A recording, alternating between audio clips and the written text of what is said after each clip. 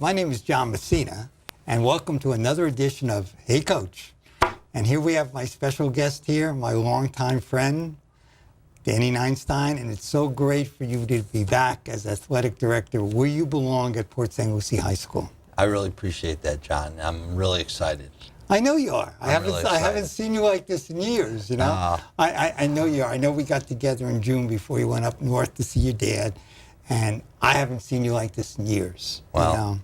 I'm excited. I hit the ground running as soon as I got back, and I'm excited. You're excited. I know I'm a lot excited. of your coaches are excited. I would think your principal is very excited. And more important, the community of Port St. Lucie, because you were so involved in the community. But let's talk about your background first, Dan. I grew up in Geneva, New York. And how far up is that for people that don't know? Well, if you're a race car fan, we're on the other end of the lake of Watkins Glen, which has a big race coming up in August. Right. And then I was tired of shoveling snow. I played 3 sports, and baseball and football were outdoors, but it was warm, and basketball was indoors. I didn't snow ski or ice skate or any of that, so I went as far away as I could. I went to an absolutely outstanding place of higher education, Biscayne College. Yes, I know that kind of well. Yes. And the first person I met was our good friend Steve Ripley. Right. And he was a senior and I was a freshman. Right. And I spent 4 years in college there and 1 more year at a private school, Belen Jesuit all-boys school prep. And then an opportunity come up to St. Lucie County in 1983.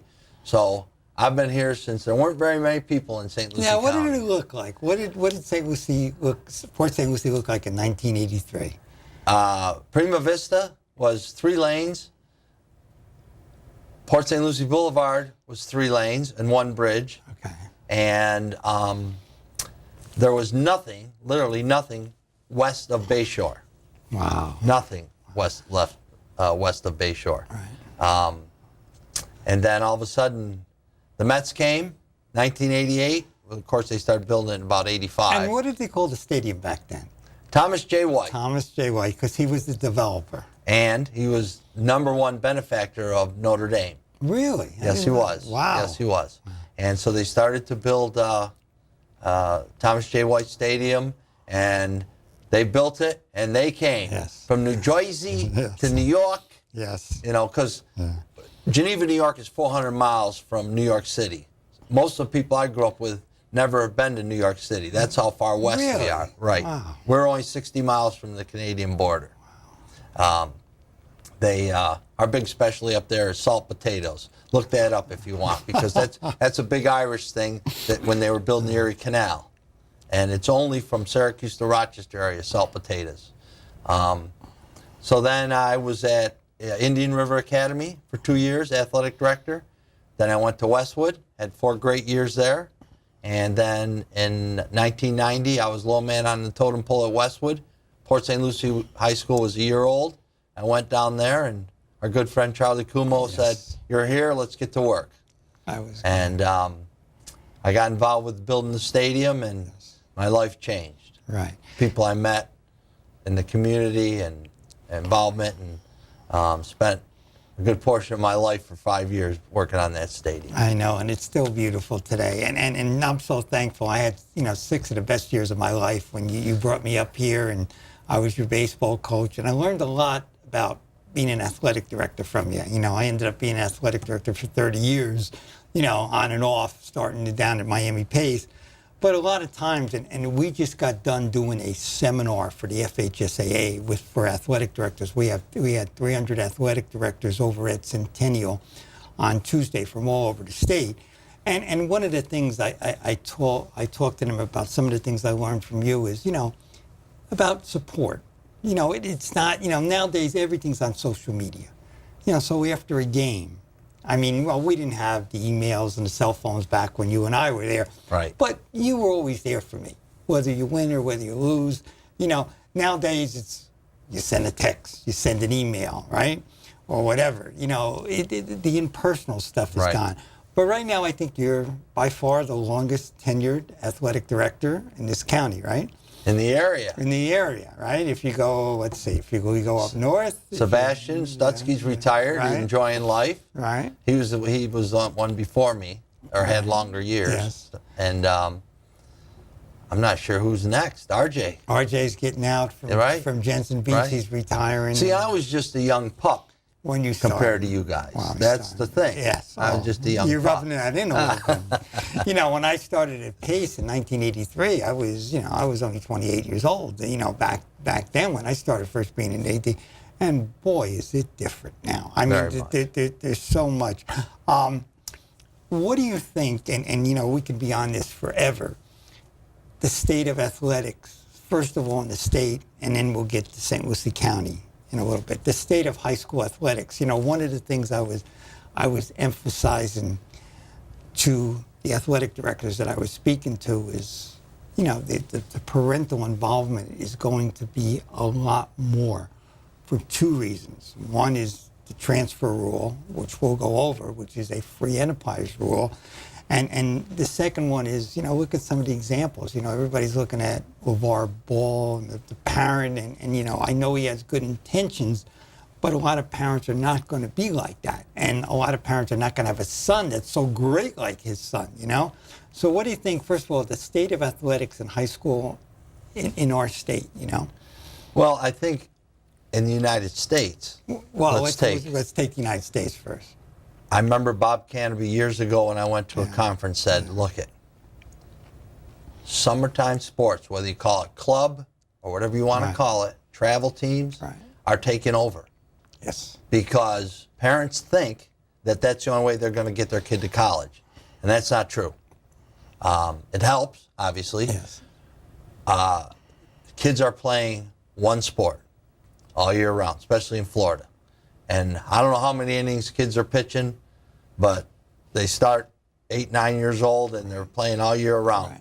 Instead of playing 15 or 20 games like you and I did when we were kids, they're playing 115 or 120 games. You know, I had 3 baseball players on the show in different shows. I had Scott Proctor pitch for the Right. Yankees, Rick Ankiel, who was at PSL and played, you know, many different teams, and Rob Murphy, who great Right. pitcher for Cincinnati, went to the World Series, and all 3 of them said the arm injuries in baseball are due to you're only playing one sport.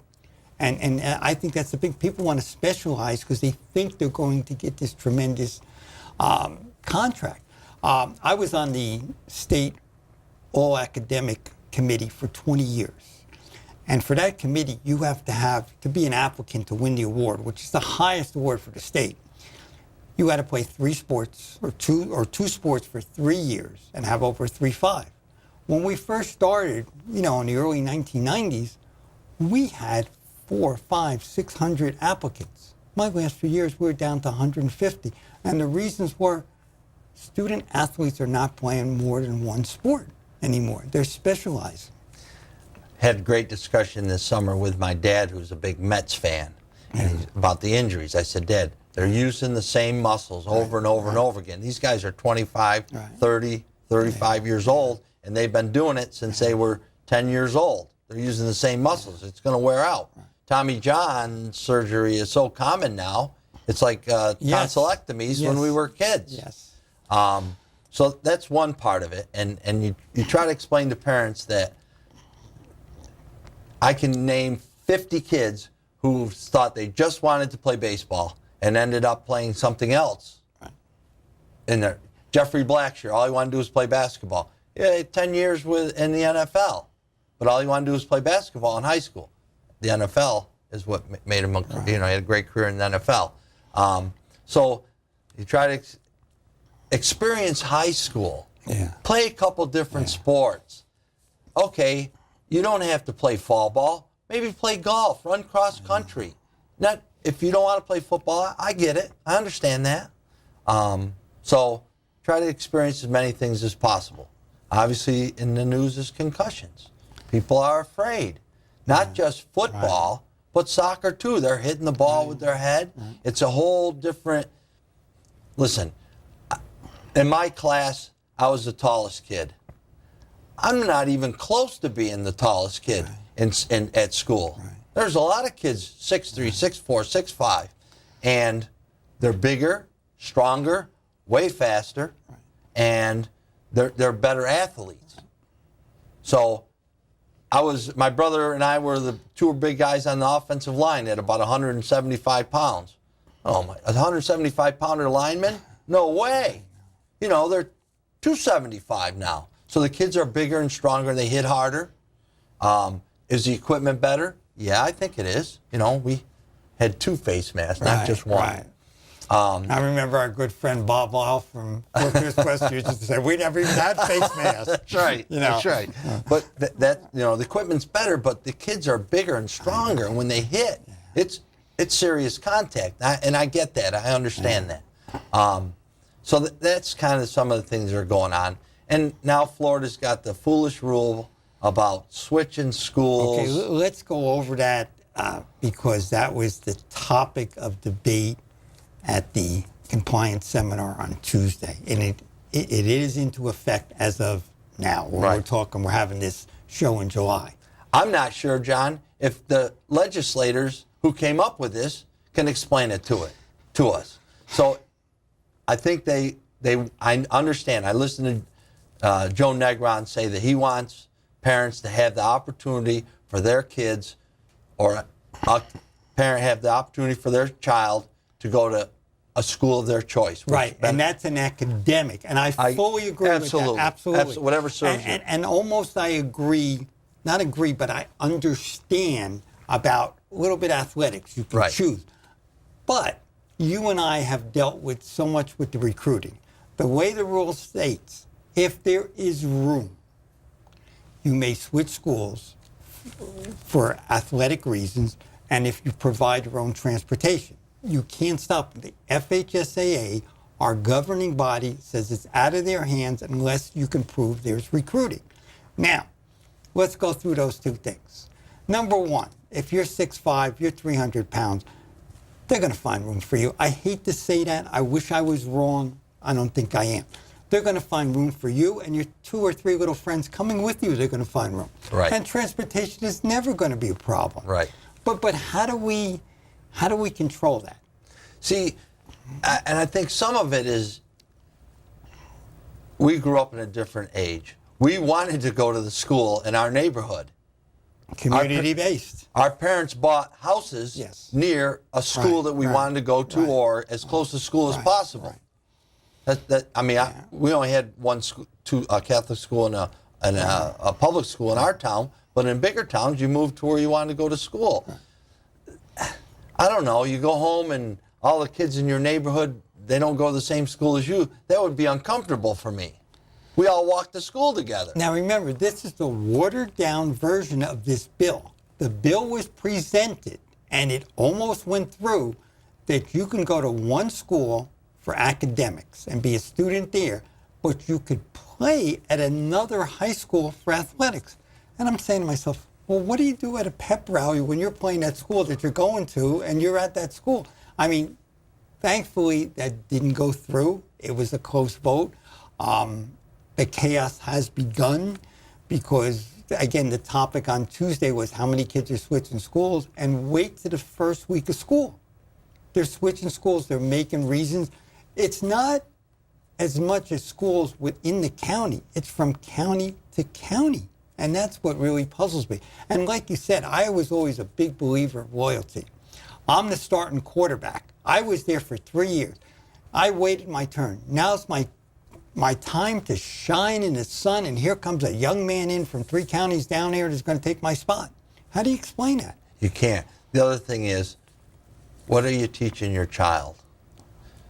Well, what if we lie about our address? That's what, I understand that's what's going on. Yeah. You're lying about the address. What are you teaching your kid? You work hard, you tell the truth, go to practice every day, and it's my time to shine. Well, we don't like it. It's not college. That's what college is all about. This is community high schools. That's Port St. Lucie High School was the first high school in Port St. Lucie, and that was a big thing for the community when they built it, because it was they were tired of being shipped up to Fort Pierce, the long bus rides. I don't. I think in a year from now, if we have this discussion, I think they're going to have to tweak that law. I really do, because I think there's going to be so many problems. It's usually not going to be done in a year, though. I mean, I know. it took them about 6 or 7 years to get this law in because it was much worse. Now, one of the other things that the FHSAA was saying, they're finding out kids were transferring, playing the sport, and then transferring back to their school so they can graduate with their class. With their buddies, sure, Yeah, of course. Kids that they probably, some of them gone to school together since they were in kindergarten. And what's going to happen, especially in the big cities, you're going to have super teams, okay? Football, you need a bunch of players. Right. Baseball, you get a pitcher and a catcher, you're in good shape, or 2 pitchers. Basketball, you get a big center. And then you look at even other areas. Okay, let's get 4 golfers together. We're going to go win a state title. Let's go to one school after golf season's over, transfer back. But it's taken away the spirit of what we're trying to teach in high school athletics, There's so many other issues. One of the topics that we were talking about, how do we educate our coaches and get them to become better each year? For teachers, for how many years? Or we're still doing it now, right? We're having how many in-services for teachers? Right. They're getting better and better every year. What are we doing for coaches? It changes. Coaching has changed. I know I went back this year and helped over at Martin County a little bit. And I know I told you the story before. And I was, I've been an assistant coach with softball and did a few other sports and helped with baseball. But this is the first time, I wasn't an athletic director. I was coaching. And I remember I was instructing one of the young men the first 3 days, and I was giving him a drill. And he said 2 words to me that nobody has ever said to me in all the years I've been coaching. Coach, stop. I know what I'm talking about. That's like the worst thing you can say to me. I know. I mean, years ago, you could never say that. But how do we educate our coaches to adapt to things nowadays? And I'm not sure that you and I were assistant coaches. Yes. We learned. Yes. And then we became a head coach. Yes. Now you get out of college and they want to be a head coach right away. Wait a minute. Where's the learning process? You and I were good first-year teachers, Yes. but by the time we were 5th-year Right. teachers, we were pretty good because Right. we had learned. But guess what? We were even better as 10th year. Right. In our next segment, we're going to have 2 football coaches, Coach Shepard from Westwood, Coach Dent from your school, and they're in their 2nd year as head coaches. Right. And one of the topics I know you and I are going to talk about, what did you learn from year 1 to year 2? It's immense. And both of them were very good assistant coaches down the road for Right. different schools. But I think the point is, do our coaches want to get better? And see, I can say by the look on your face, we're both doubtful. Do they want to learn? Do they Right. want to go back? You look at the football coaches. If Nick Saban, who wins 5 national titles, can go visit Bill Belichick every year, and our coaches could go visit each other and try to get better and try to adapt. Again, you got to remember you're a teacher first, and teaching is adapting, and right. And how do we get through to these coaches this way? The other thing is, John, I know how you got the name of your show. I do know that story. I know. I couldn't wait to go to clinics and camps to learn from whomever. Back in the 80s We used to and go all the 90s, time, Dan. you go to clinics, Yes. you steal their plays, you Right. pick their brains, Right. you find out, one time I went with Jerry Tarkanian was there and Yeah. and Guy Lewis and people like that. You say, how do they handle all those great athletes? What plays do they run? Right. And they're so willing to help you. Sure. I remember when I was coaching at Pace, we used to play Miami Columbus all the time. It was like the big baseball game of the year. And we did fairly well. We probably beat them a few more times than they beat us. And I used to bug their 2 coaches left and right. I used to call them up the fact that they used to just, John, you're just a pest. But I used to want to steal what they were doing. Right. A little ironically, one's Paul Maneri's the head coach at LSU. He's going to go to College Hall of Fame. The other one was Jim Hendry, who became the general manager of the Cubs. Right. And I'm sitting here talking to you. So it's kind of ironic. That's you know. right. That's but right. you got to be a thief. But, Yep. but how do we get through to these coaches? I always think, I wish there was a day, And I know years ago, Mr. Lannon, I think you and I and Jay almost had him talked into it. We need a whole day for coaches. Right. We need, talking about this thing. We know about safety issues. You definitely need about talking to parents. Don't you agree with that? 100%. Parents are a different breed, All right. as you brought up earlier. I remember we went to a state sportsmanship award, and we went over to Centennial, and they gave us a big award up in Gainesville, and Billy Donovan spoke. And there was a ton of parents. Billy Donovan, who had just won a national title with Florida, now he's coach of Oklahoma City, and he looked at the parents and he told them, don't worry about switching schools. Don't worry about stats. Don't you understand that every program has somebody on their staff that's going to find you? And he was talking about summer ball too. He's going to find you. But how do we get through to parents about, we want to get better, we want to learn every year, and get them to buy into what the coaches are doing? One of the things I've always preached were preseason parent meetings. Right. Put it on the line. Look it. We're not going in the dugout during the game to talk about how many pitch counts we have for our superstar left-hander. That's not going to happen. We're not going to bother the coach after a tough loss. Give him 24 hours. Having those conversations with the parents, so it's up front. If you don't like the way we run our operation, then you can go somewhere else. But this is the way we're going to do it. But don't you think a lot of times when you have those meetings, and I always encourage my coaches to do that, the parents that are going to object, and 90% of the parents are superb, they're excellent out there. I mean, you and I have said some of the greatest parents. That 10%, they don't even show up at the meetings. Right. That's how do you get through to them that you're all on the same page, And by the time they get to high school, they've already gone through 4 or 5 Little League coaches or a couple of PSLAA coaches that they were able to ramrod and hoodwink or whatever with their knowledge. And a lot of times, it's not, you and I have always talked about this before. Bobby Floyd. Yes. His kids played at Port St. Lucie High School. Here's a guy who had a great major league career. Right. He's the bench coach for the New York Mets, the third base coach for the New York Mets. Went to the All-Star game as a coach. You know what? He sat in the bleachers and never said one word. He offered if he was asked. Right. Other than that, now he could have come and run your practices for you. But here's a guy who knew how to adapt. I seen him coach Little Leagues.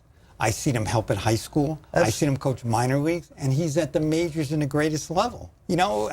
Another one who's been around here for many years was Mickey Brantley. I learned so many things from Mickey just by, him coming, hey, John, I'd love to say something to you. I picked up so many little things from Mickey. But in the few minutes that we got left, it always goes by too fast. It goes fast in this show because we always have a good time. We should have like an hour and a half show. Maybe get my contract extended here. Challenges for athletics in St. Lucie County. Now that you're coming back in as a long reigning tenure as athletic director, what is the biggest challenge that you think you would have? Well, I know right off the bat, we have a Band-Aids and ice person. We need a full-time trainer. Yes. Like we had years ago. Yes, we did. And I can give you 100 instances where we were just talking about, I was talking with Steve Ripley at Centennial. Lachey King, she had a sore neck. She slept on it wrong, and they had a big game the next day. And she went in, and Bob Burton took her over to the hospital and worked it with her, and she had a great game that it wouldn't happen today. If something terrible ever happens, I don't want to be the person to make the decision. I want a certified person who's trained to handle AED, heat stroke, anything else. Somebody loses a tooth or something in a baseball game or something. I want the trained person there. So I think we're going to have to work with the community. There was just Lawnwood when I started. Yes. Then there was Port St. Lucie Hospital. Now we've got all kinds of hospitals. So maybe between all the hospitals and the school board, we can work out something where we can have trainers that come in every day, work with our kids, educate our kids. I'm looking at the heat index the last couple of days here. And football starts Monday. It's a dangerous level south of us. We're on the brink. We're on the brink. It was I think it was down in or above us, it was 112. Yeah. I mean, that's got to be some. And again, the state has has worked with the NCAA. They have worked with a bunch of doctors groups about giving guidelines about when you take breaks and everything like that. And, it's almost like, should you practice in the daytime or should you practice in the morning or at night? Getting back to something we talked about earlier, I'm just thinking of me as a high school kid. So John Messina decides to go be the quarterback at Centennial. Right. Now he wants to come back to Port St. Lucie High School when football's over. Or the next year, let's say. Yeah. How am I going to treat that? How am I going to treat him? He's my buddy. He deserted the ship. Now he wants to come back? I'm not so sure that we want him back on the team. I don't know how kids are going to interact with that. Because I know if a kid leaves, they maybe move and then they come back. I know they're treated a little bit differently than they did as a freshman now that they're a junior. It's going to be such a learning year. And the new FHSAA executive director, George Tomlin, who's an absolutely wonderful man. I had the opportunity to go to dinner with him the other night and spend 2 days with him this week. Sometimes his hands are thrown up in the air also because this is not from the FHSAA. They do not know how to deal with it. It's going to be such a learning experience with that. Anything else about St. Lucie County? Anything else about the facilities, what we need? I know Port St. Lucie is very fortunate that you are the only school, and you deserve it with all the hard work having your stadium on campus. And we're going to get the track resurfaced. How many years has that been? It's been a while. It's been a long time. Because Centennial and Treasure Coast are always come up and use our practice facility. Right. The buildings get a little bit older. Yes. We're going to get some new bleachers in the gym. Right. That's going to help. But, all the athletic directors in St. Lucie County and on Treasure Coast, we're all friends. Right. And we always have been friends. And we work really, really well together. It just kind of puts a strain on it when kids are flocking to one school or another. It just, it makes those dinners and get-togethers a little tougher because are they really recruiting? And, John, there's a million lies out there. This kid's recruiting, that kid's recruiting. I don't know what coaches are recruiting, which coaches aren't. Right. And hopefully you guys are putting together the Treasureway Conference back together in our last minute that we have. Hopefully that'll help because that means that, every few months we're going to meet together. You're going to talk about different things.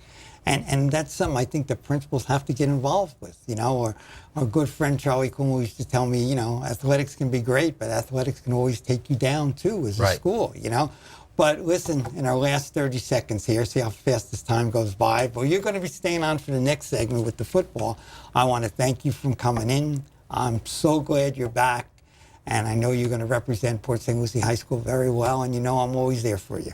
Got it. Thank you very much for having me. Okay, and welcome to another edition of Hey Coach.